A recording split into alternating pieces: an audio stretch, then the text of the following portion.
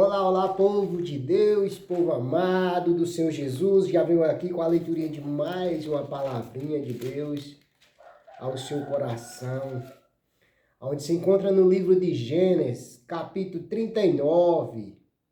Ouça o que fala essa mensagem. Glorificado seja Deus por esse dia que se chama hoje, glorificado a Deus pela vida. Abra sua mente e o seu coração e receba do Senhor essa bênção, essa palavra. Amém? Gênesis 39, do versículo 1 a seguir. José na casa de Potifar. Glorificado seja Deus. E José foi levado ao Egito. E Potifar, eunuco de Faraó, capitão da guarda, varão egípcio, comprou-o da mão dos ismaelitas, que eu tinha levado lá. E o Senhor estava com José, e foi varão próspero, e estava na casa de seu senhor egípcio.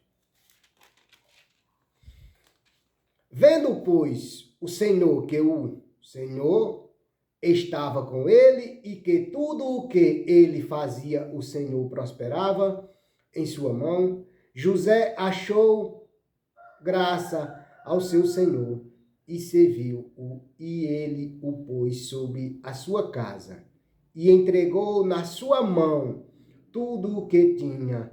E aconteceu que, desde que o pusera sobre a sua casa e sobre tudo o que tinha, o Senhor abençoou a casa do egípcio. Por amor de José, e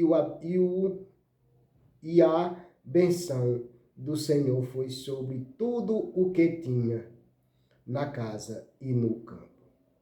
E deixou tudo o que tinha na mão de José, de maneira que de nada sabia do que estava com ele. Amém. Se do pão que comia, e José era formoso, de aparência e formoso à vista. E aconteceu, depois destas coisas, que a mulher de seu senhor pôs os olhos em José e disse: deita-te comigo. Porém ele recusou e disse à mulher do seu senhor: eis que o meu senhor não sabe do que há em casa comigo, e entregou em minha mão tudo o que tem. Ninguém há maior do que eu nesta casa, e nenhuma coisa me vendeu, senão a ti, porquanto tu és sua mulher. Como, pois, faria eu este tamanho mal, e pecaria contra Deus? E aconteceu que, falando ela cada dia a José, e não lhe dando ele ouvidos para deitar-se com ela, e esta com ela, sucedeu num certo dia que veio à casa para fazer o seu serviço, e nenhum dos da casa estavam ali.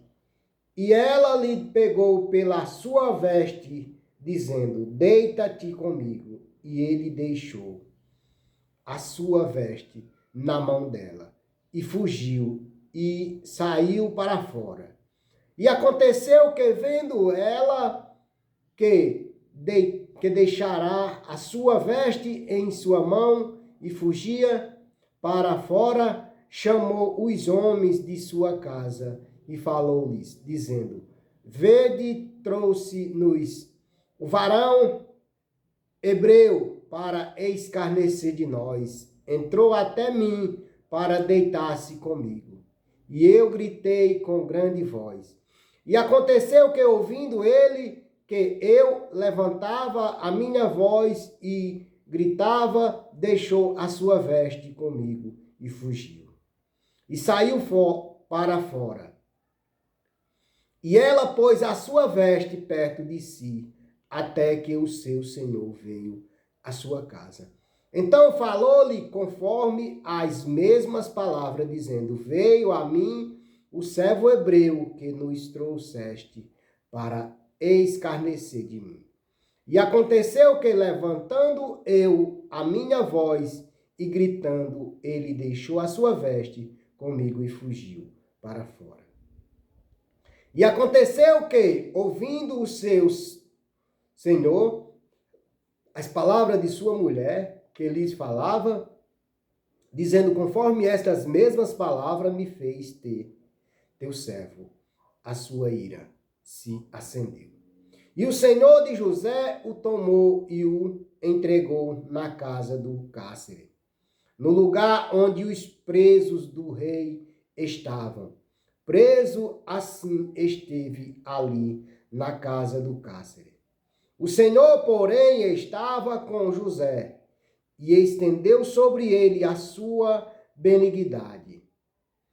E deu-lhe graças aos olhos do carcereiro Mo. E o carcereiro Mo entregou na mão de José todos os presos que estavam na casa do cárcere. E ele fazia tudo o que se fazia ali. E o carcereiro Mo não teve cuidado de nenhuma coisa que estava na mão dele, porquanto o Senhor estava com ele, e todo o que ele fazia, o Senhor prosperava. Glorificado seja Deus, a quem Deus promete não falta. José tinha sido vendido, homem honesto, honrado, sincero e reto, temente a Deus, porque quem teme a Deus foge do mal.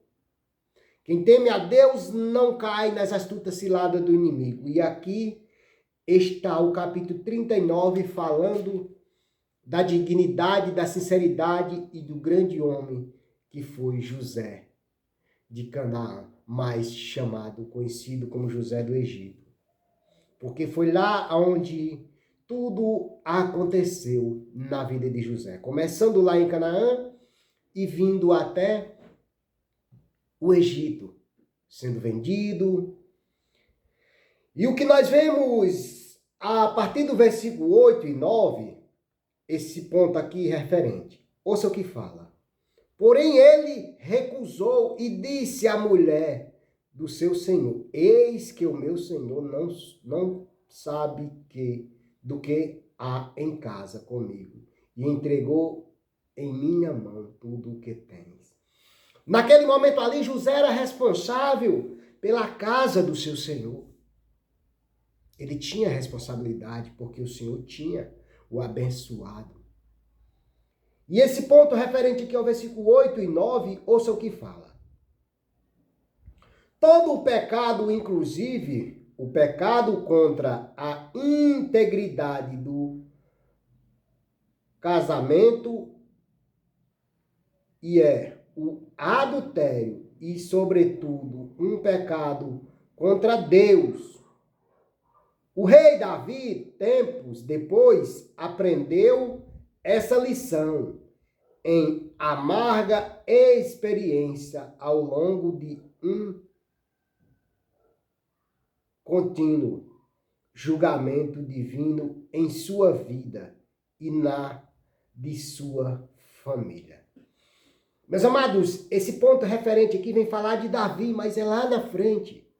Mas isso traz para nós o que José fugiu. Davi não conseguiu fugir e pagou o seu preço. A partir do versículo 12, a mensagem vai falar, José, pois, por lealdade e fidelidade a seu Deus, bem como por lealdade a Potifar, continuou resistindo ao pecado. Provérbios 7, versículo 6. Ele triunfou sobre a tentação, porque de antemão já estava firmemente decidido a permanecer obediente ao Senhor e a de não pecar. Glorificado seja Deus.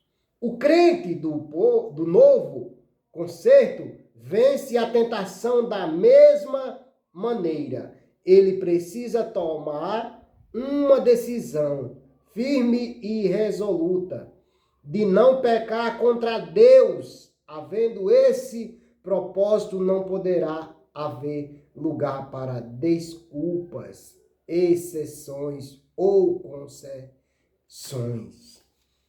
Não devemos colocar culpa em ninguém quando o inimigo vier nos tentar.